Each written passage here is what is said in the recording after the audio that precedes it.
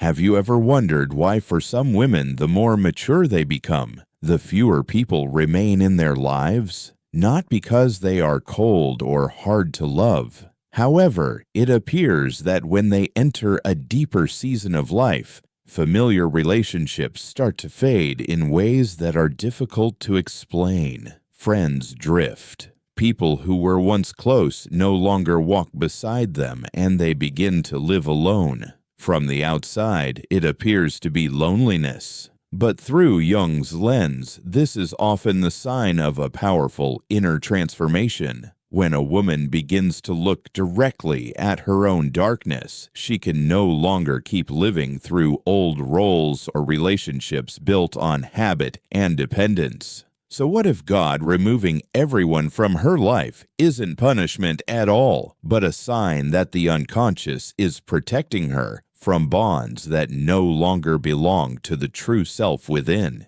In this video, we will explore 7 truths about women who live alone and the deeper reasons why they must walk alone on that path of maturity. If you see yourself in this story, stay until the end, because these empty spaces may not be lost. They may be an invitation to return to yourself. Truth 1. She was betrayed. And that is how an old self is forced to leave. Betrayal is not only the moment someone walks away, but it is also the moment a woman realizes she has stayed too long in a relationship that required her to trade pieces of herself just to be allowed to remain. It does not arrive as a violent blow. It quietly takes shape through small signs, long silences, priorities shifting, the feeling that she is still present, yet no longer truly seen. From Jung's perspective, betrayal is not only an emotional wound, but it is also a touch that forces the ego to face its own darkness. As Jung wrote, one does not become enlightened by imagining figures of light, but by making the darkness conscious. That moment collapses old illusions, so the woman can finally see what is true and what she has been persuading herself to believe for so long. I have a friend named Rachel. We had not seen each other for a long time since she got married, and I used to think she was living a peaceful life.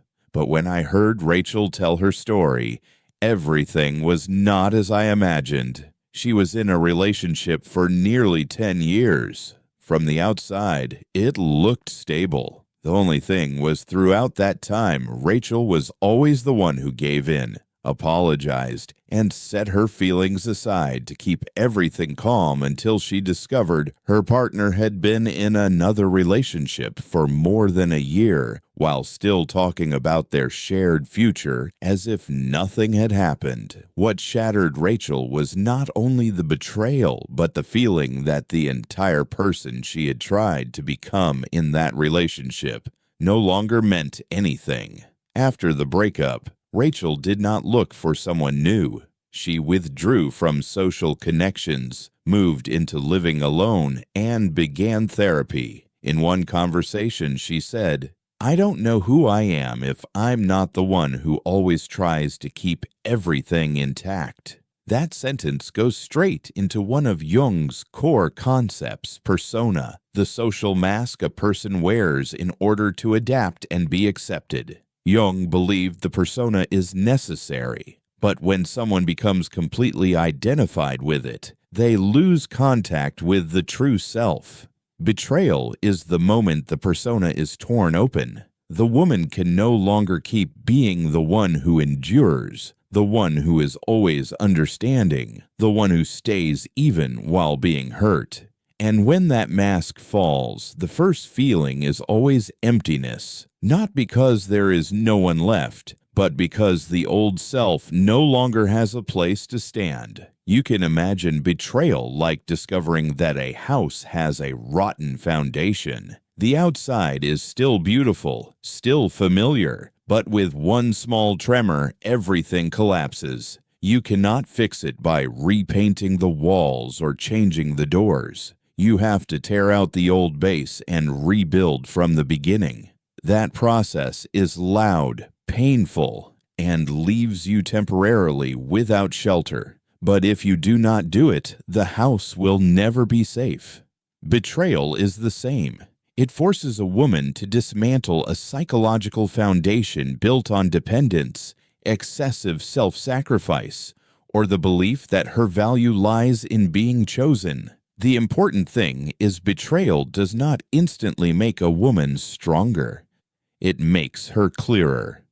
She begins to look back at what she has accepted, the boundaries she has ignored, and the time she has betrayed herself in order to keep someone else from leaving.